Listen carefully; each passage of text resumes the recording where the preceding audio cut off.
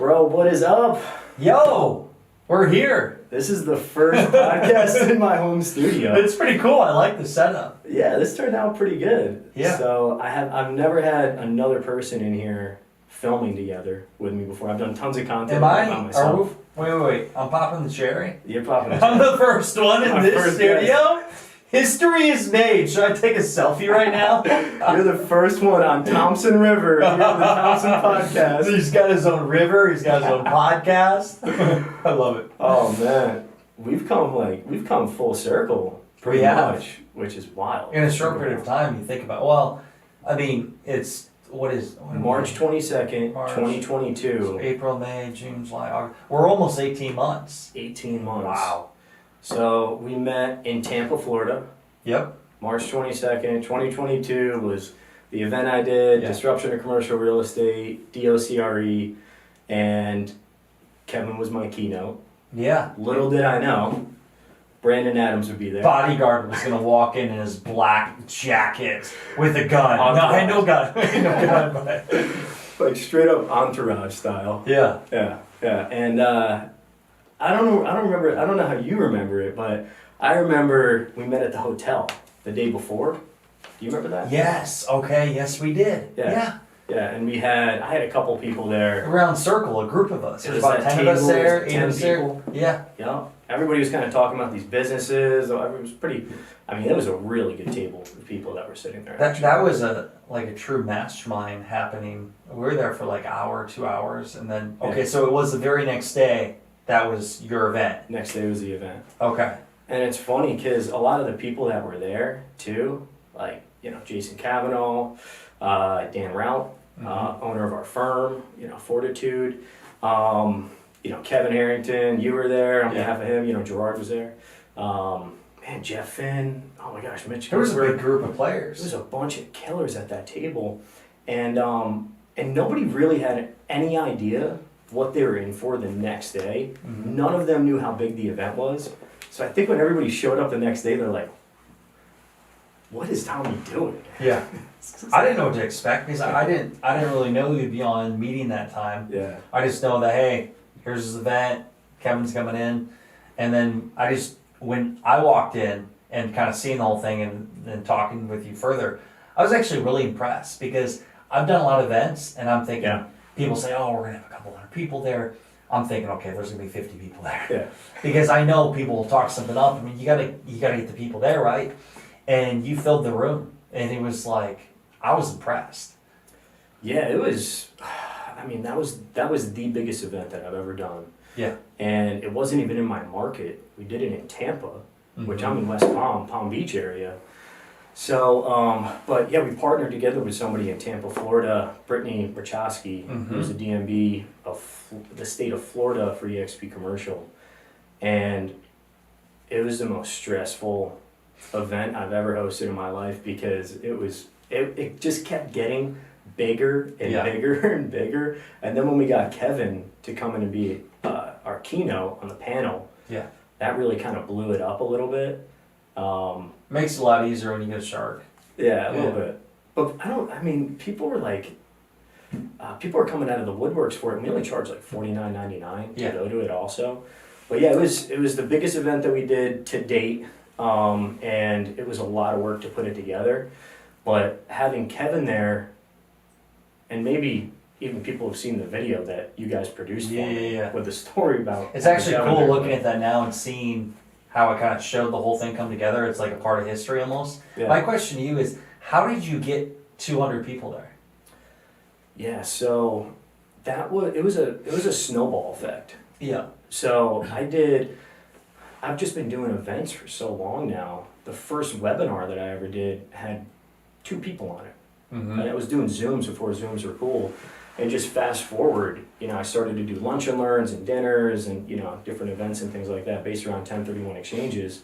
And they just kept growing, and I just, kind of kept adding to it, right? So it was this big snowball. And eventually I got to the point where we started to do kind of more like networking, mingling events, which led me to doing an event in West Palm at the Ben Hotel, top floor, 155 people were there, panel style. And the next progression was like, all right, well, what are we gonna do next? Yeah. And Brittany became the DMB of the state of Florida. Mm-hmm. And as soon as she came in, I was like, how can I help? What can we do? She's like, well, what do you do? I'm like, well, I do a bunch of events around the country. She's like, let's do an event. And it just kept, It came from there. just kept getting bigger and bigger. And then she went, I don't know if you were there or not, but Filming Kevin's condo. at Kevin's, is that where it was? Yeah. So I she was came there. over to film. Yeah, she came over to film and we were at Kevin's condo. That was the first time I actually filmed, because we've always filmed at Kevin's house or we go to studios, but we actually had him come over to his condo in Clearwater, and we filmed with her. That's when I first met her. And there might have been a video in there talking about There was. the event. Okay. Yeah. Done so many videos. Because I remember she was on the way over there, and she's Yeah. like, hey, I'm going to ask Kevin if he can speak in Tampa. And it was right in the beginning of the That's how it announcement. came. She asked. Yeah. Okay. Now it's. And I was good. like, oh man, there's no way. You Yeah. know what I mean? And then I think it was in the beginning of, you know, him kind of announcing with EXP and coming on board Mhm. Shark Team and all that. And he was pumped about it. I remember her leaving, calling me, and she's like, I think he's going to come. She's like, it Yeah. sounded like he's going to come. And I'm like, Yeah, if no he says way. he's gonna do something, he'll do it. Yeah. Yeah. And I don't think he realized how big it was going to be either, because you guys got there, and I'll never forget when you guys got there the day of, because I'm getting texts like, oh, Kevin's here, and I go out and I see you guys sitting there, and you guys must have peeked in the room and been like, oh, this is like actually a decent sized event. Yeah, I looked in, I'm like, wow. Because we always look and see, you just don't know. Because we go to places and, hey, we're going to be people there, and it's a smaller group. But I was impressed. He filled the room, great group of people. And the event happened, and I remember when we left, it was like everybody's picture. That's one of the events where I'm like, Kevin, because we had to go somewhere else, we actually went in the back door in this like alley because we couldn't leave. Everybody was wanting to talk to Kevin. He got bum rushed at the end. Yeah. Because he normally would stay, but we had to be somewhere, and sometimes I would say, hey, we gotta go this way.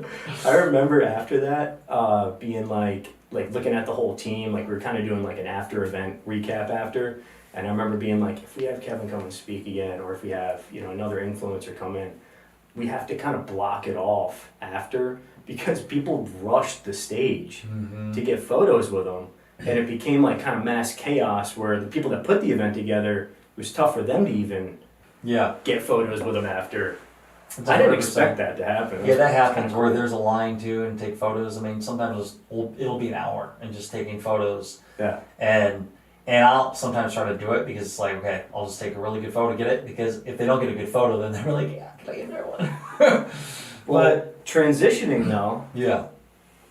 what's wild is I didn't even know, meeting you, Yeah. what you did on social media until after, because you and I stayed in touch right after the event. Yeah, how did we, I'm curious, what was the I can't stand? remember. Because I don't think I had your number at that point. Maybe. No. Did you follow my content? I'm not sure. Because I I'm found usually in your Kevin's Instagram videos. somehow. Because we're always together traveling and whether posting to his page or stories, like I'm in some of the videos and that's where sometimes people see me, but I could probably go into Instagram and scroll all the way back and see. and just see like who reached out to who Yeah. or whatever. I can't remember. I think somebody tagged you that I was following from the event or something like that. Yeah. Or I think maybe Brittany brought it up. That's probably what it was. Or maybe I saw Kevin post something that you were in, and then I remember, I think it was That's something probably like what that. it was. But I found you on Instagram, and I remember you and I stayed in touch, and I'd like send you fire emojis and stuff here and there, like, oh, dude, good Yeah. content, good, Yeah. you know, whatever, be posting stuff. And I didn't realize how much you posted, how much video content you put out, and I didn't know that you were also a public speaker and Mhm. had a killer session. I would have loved to have had you speak Yeah. in Tampa, which is kind of wild because it led us full circle pretty much to right here. You know, now I'm thinking back. I was driving from St. Pete to Tampa, and you and I were on a phone call. And I don't know if you wanted to talk, I think, about one of your next events. You saw what I was doing with Rise and Record. Yeah. And I'm just now thinking of kind of how we got connected again. And I remember saying, like, dude, you got to come to Rise and Record. And that's when you said, oh, maybe I'll bring my girlfriend too. And that's before I knew Steph. Yeah. Yeah, I love Steph. She's amazing. And And so I said, hey, you need to come to Rise and Record. And you probably didn't really know, I have no idea. yeah. I'm like, oh, Kevin's coming, he's speaking, it's in Nashville. And that was the second time I think that we connected again when I was driving down the road. That was so wild because I remember you telling me about Rise and Record and being like, oh cool, that sounds fun. You know, it sounds like a good event. Had no idea what it was really. I remember watching your content and stuff like that. And I remember telling Stephanie, hey, they supported me for my event. I'm going to support them and go to it. Having no idea what the spin-off would be from going to... It's crazy how an event can lead one thing to another. Yeah. And now, 18 months later, we're sitting here in the studio in your house. So wild. And doing another event. Which we'll get to. Yeah. And yeah, so buy the tickets for Nashville, right, to go to Rise and Record. Yep. Last year. It was in October last year. October last year. And get to downtown Nashville, go to the hotel, start to feel the energy going on there. I remember seeing Sam in the lobby and not really knowing her yet and everything. You guys are getting ready. You guys are super busy. And then actually going to the first day of the event and like walking downstairs and seeing all the different speakers with their, what was your posters lined up. What was your first vibe? Okay, I'm curious here now, throwing to you. When you were going to Nashville, what were you to expect? Like, okay, what is this going to be? And then once you went through it, what was like, okay, what is this? I was doing video marketing prior to that. I was filming content. I was trying to deploy it the right way. And I knew that I was going to an event that was about recording, obviously. It's Rise and Record, and it's, a lot of the different promo stuff that you're putting out. So I was excited to go, to learn. It sounded like it was right up my alley, right? Something perfect that I wanted to lean more into. But I had no idea how much gasoline was going to get poured on what I was already doing from going there. Like I was already filming high quality content. Shout out Kenrick, Earthwalker Media. Yeah. I was already filming, quality content, but I didn't know how to deploy it the right way. Yeah. And I didn't know how to do it more nimbly. Like you just pick up the phone, you do it, you get the captions on there, you have it edited and things like that. But it gave me a new fire, a new new perspective. Perspective. If there was like 2 or 3 things you could take away, and it could be anything that comes to your mind from that 3-day experience at Rise and Record, what was like a few takeaways? Because it obviously led to other things, but I'm curious, what were the 2 to 3 takeaways that you had? Yeah, so I remember a couple of the speakers. Well, one, I remember yours. Yours was really good. Your presentation was really good. Yeah. Yeah, I mean, the energy in the room felt like, it felt like I paid more to go to it than what I actually paid. Yeah. Like I got there and I was amped. Immediately when I got in there, I felt the energy going on. That's so important. The people that were there, everybody was, entrepreneurial. The energy was crazy, and then you on stage, you really pump it up too. Yeah. So I remember being amped the entire time. Like I couldn't wait for the next day, right? The full session, and the speakers that you had were incredible. So good. Like I remember being blown away by John Lee Dumas, just being like, man, this guy is one of the coolest guys. Remember that part where he said, he's like, this is gonna probably offend some people, but if you don't launch, you're a coward. And I love when he said that because it's like, that's a different way to put it. But he basically said, either you're going to do it or you're a coward and you're like, it's your own fault. You give all the wrong reasons or excuses. But that really for me, I'm like, you just not launching, you're a coward. He was good. He was good. He was incredible, actually. I remember his session changed the whole way that I thought about my business, actually. Because he went through the avatar. And he talks about Jimmy, his avatar, driving to work, his exact age, what he eats for breakfast. Every part of this guy's life, his avatar that he's talking to on his podcast.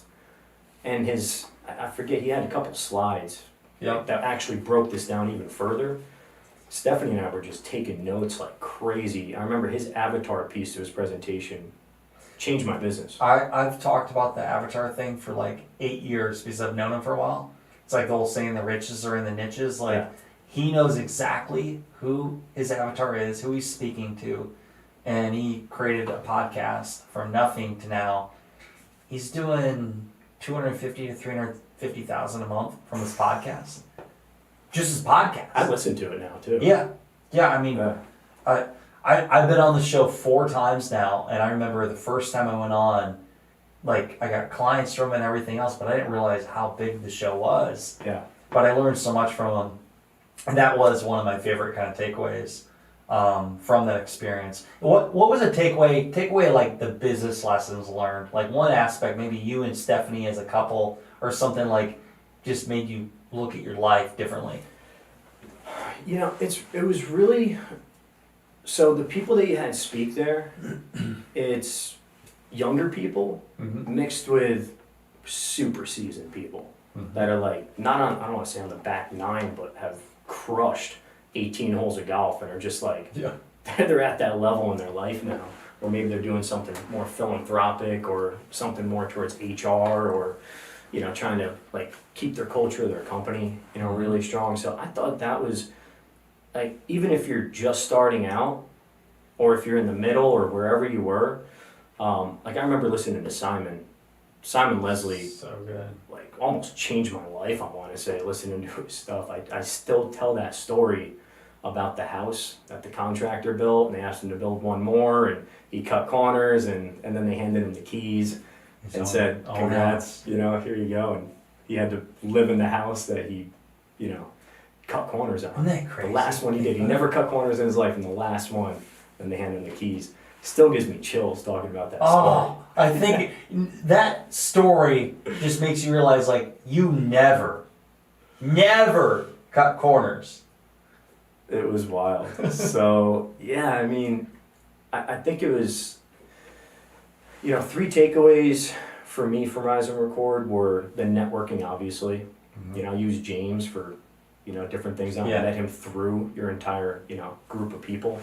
So the networking, the speakers, and then actually taking away real substance out of it that affected my business, like the avatar, right? Simon's kind of, you know, talk about where he's at, creating magazines that were the magazines that go in the back of each seat on an airplane, and now him exiting and, or I think he exited and bought the company back and then sold it again. He did that 3 times, but now he just bought a soccer team, football team, which is cool.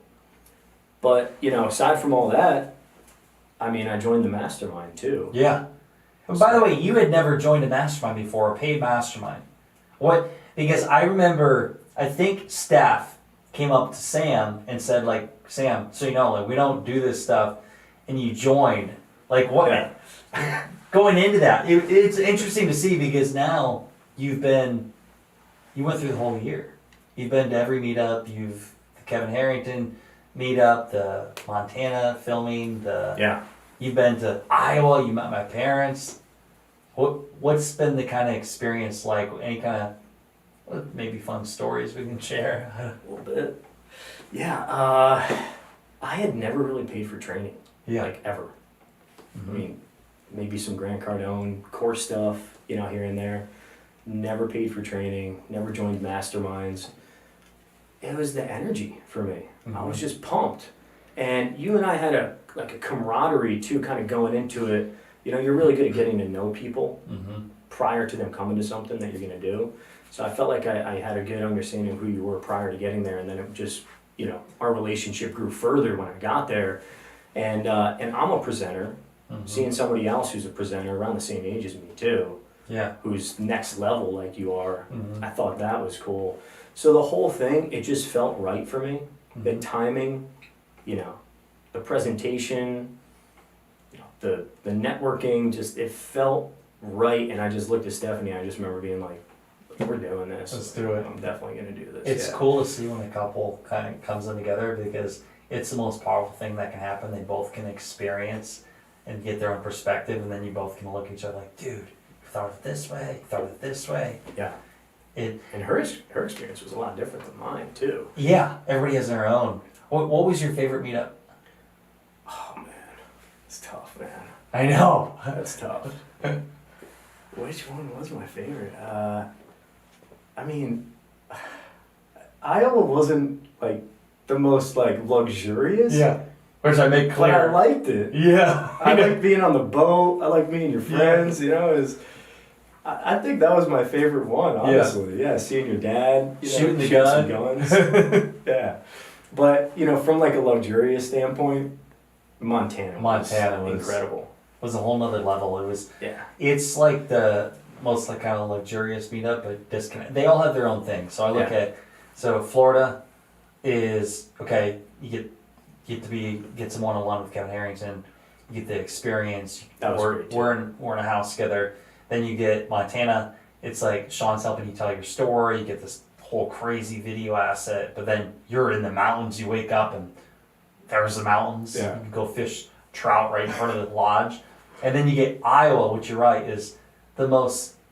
I don't want to say sketchy because, I mean, let's put it this way. I'm gonna give the listener, the viewer, a description. I say, hey. Just so you know, I actually steer some people away. I say, just so you know, if you are offended by these certain things, do not come to Iowa, not invest in that one. It takes a while to get there from the plane too. But you are an hour and a half from the hotel you got to go to, so you got to fly somewhere. You're not going to get a direct, and then you have to get a rent a car, and then you got to drive all the way to this location, a hotel in this small town. And then that first night, I said, hey, here's an option. We're gonna go cross street to, I think it was Rowdy's. Oh yeah. The second best burger in town. No. The question is, where's the first best burger? What was that burger called? So I don't know, I but forget what that thing was the called. second best burger. And so wait. I want to give the person a little context here. We roll in, and first off, they only take cash. ATM didn't work. They had to bring the ATM person in. The what is it called? The music machine? They said it was going to be disconnected in 24 days, so I don't know if they didn't pay the bill. And then the waitress forgot about us. Then we find her when we got our food. The whole And thing. that guy was really drunk in there. The guy too, was remember? wasted. And he was like in the parking lot. But it was like, so much fun. The burgers were actually yeah. good. But for me, it's like I bring people to show them back where I'm from, kind of the community. But ultimately, what I've found out after doing that for a few years now is Iowa is more of the connection with the members, building a real kind of bond, and then, okay, how can we make money together? How can we do business deals? I'm bringing you to meet my parents, my best friend. It's a unique experience, and I just love doing it myself. I loved it. Yeah, It a lot was of fun. It was different, but it was fun. Now, you look at Iowa, shooting guns, second best burger in town, experiences. But we did a conversation around consulting for equity, wealth building, deal partnerships, branding, all that. And now we're working on multiple things together. Yeah. Yeah, it's exciting.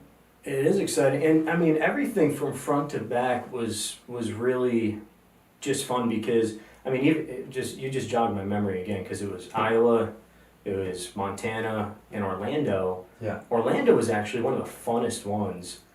Saki! I felt like in Orlando, I felt like I was in like Big Brother or something. Yeah. You know, I felt like I lived with a bunch of influencers. Yeah. And everybody's like filming content and we all lived in this big Airbnb for a few days together.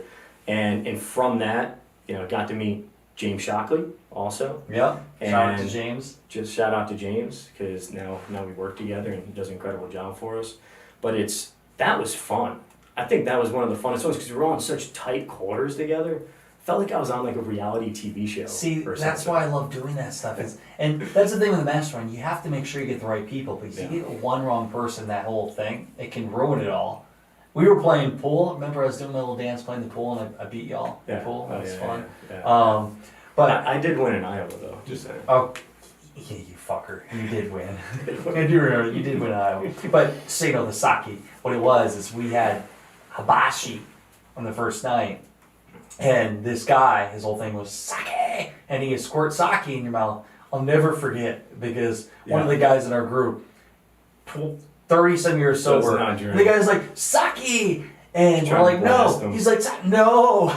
And then did you squirt the sake in the cook's mouth, and then I think you drowned the guy. I mean, he's like, I crushed him for like a minute. Yeah, but it's interesting too, like the progression of all those events because. You don't talk about negotiating for equity, or you don't talk about board seats until you get to the last one. So the first one, I didn't even know it. I didn't know we were going to be talking about that eventually. So it was a cool build-up, just everything that we did.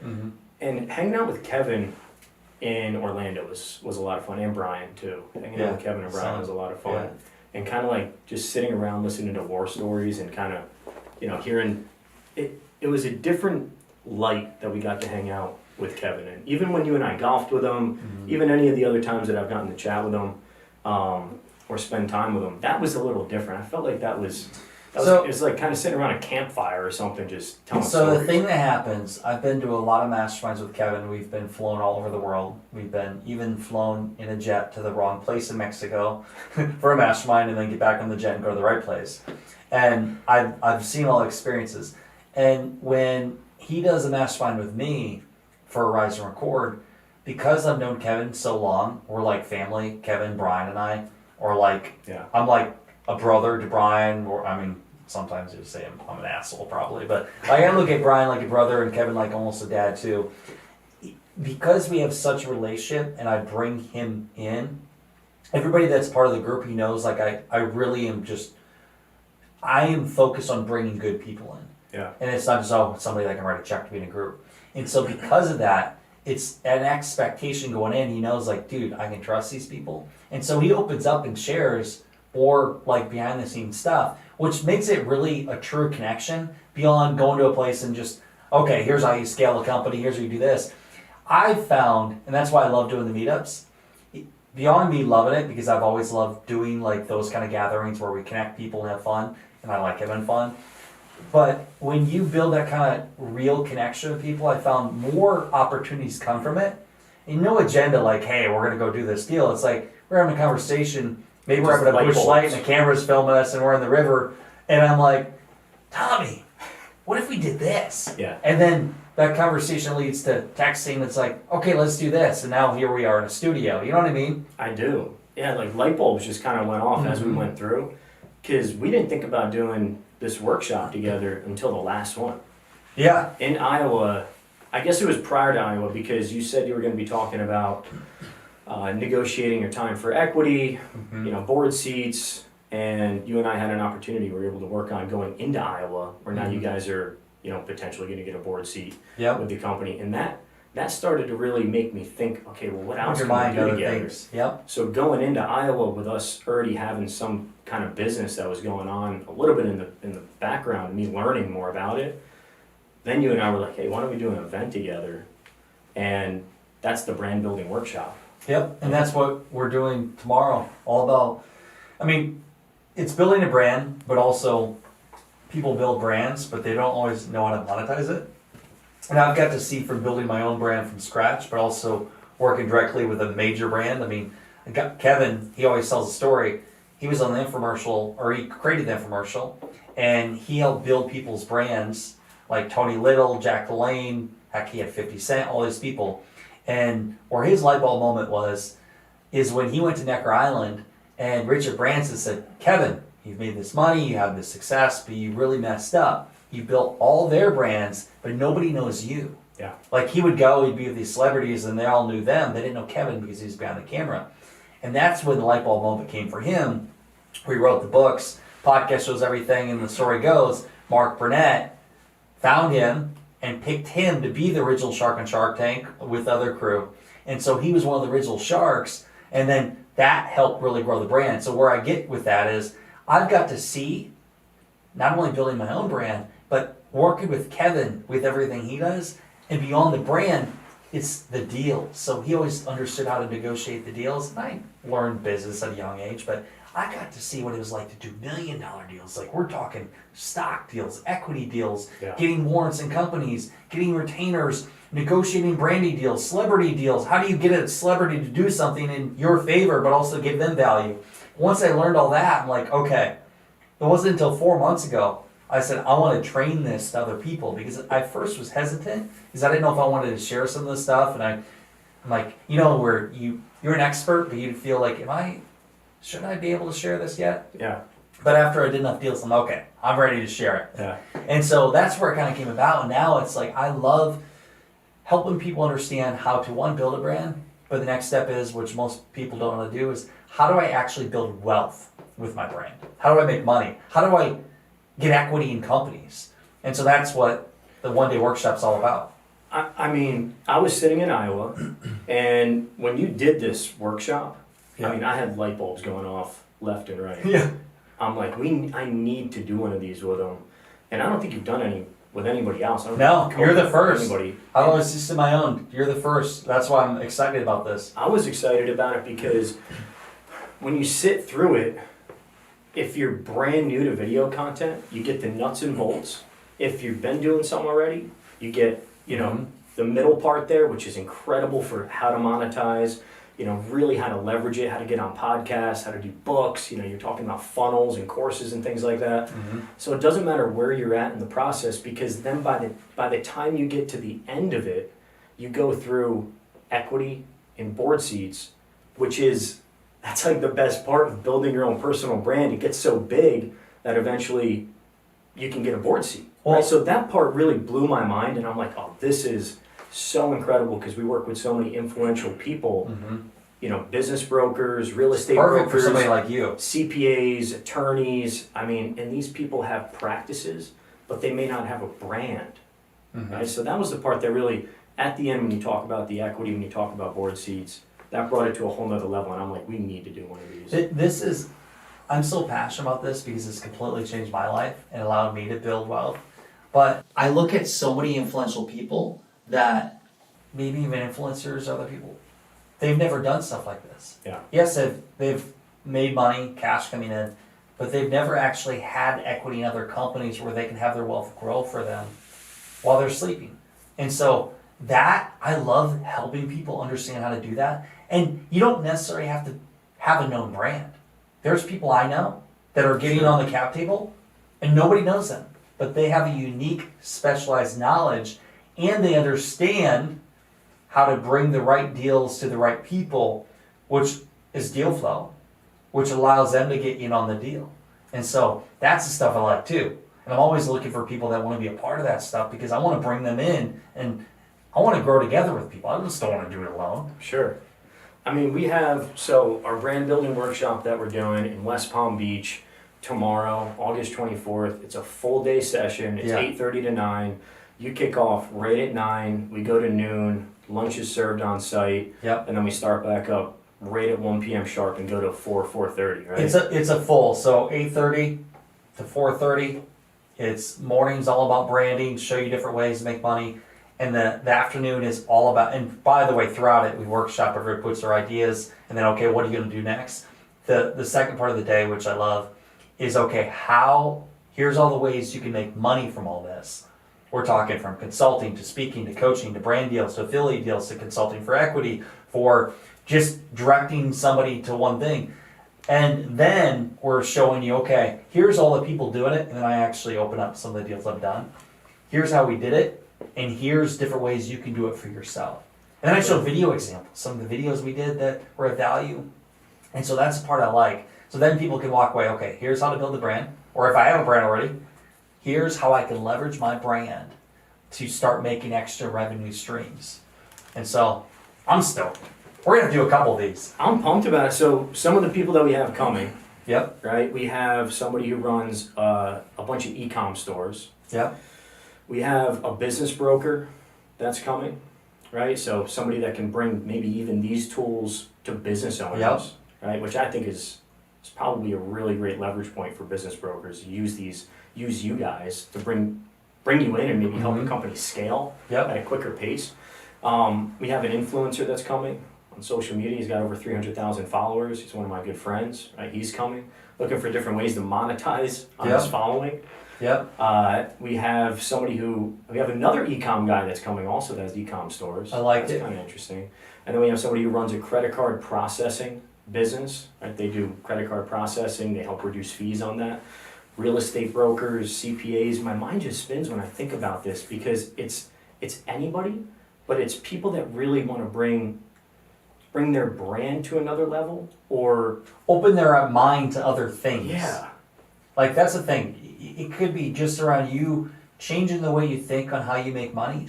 and if it can open up one different revenue stream for you by making a couple tweaks. And so that's the part I like. And as we kind of wrap up here, so we got the workshop. We'll probably be doing more workshops. We'll do more workshops. We'll have some fun along the way. We'll do some dinners and stuff. The Rise and Record is coming up. Year 3, but year 2 for you. What are you most excited about for Rise and Record? Yeah, it's so, and I almost got somebody to sign up the other day also. Nice. Which, that's another person that's coming to the event with the insurance company. Yep. That's going to be exciting. But yeah, this year for Rise and Record, I'm excited to go into it knowing kind of what it is. Yeah. Right? So now I'm more prepped to go in and say, all right, these are the types of things that I want to get out of it, right? I want to network a little bit more. I want to get to, maybe talk to some of the speakers, a bit more.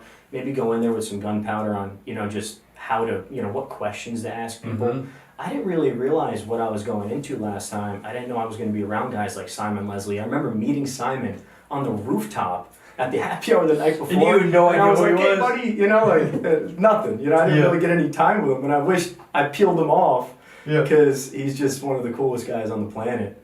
So yeah, I'm going to go into it a little different this year. Definitely just being more intentional about how I spend my time there, talking to people, asking questions, because I think that's one of the really cool parts about it is everybody's there for their own reasons, but then also to share, ideas. Well, the first part, like last year, was all about opening up about your story in a psychological way. Like Brian Post, who's coming, helps you think differently about how you share your story, your past, overcoming that trauma. By the way, I didn't realize last year you were there for 2 days, 2.5. But this year you're there for all 3. So you get to see the full experience. So Brian's speaking again? Brian Post is coming back. Love it. I'm like, we got to get him a full session to do his whole thing because everything he shares is so powerful. He's so high level.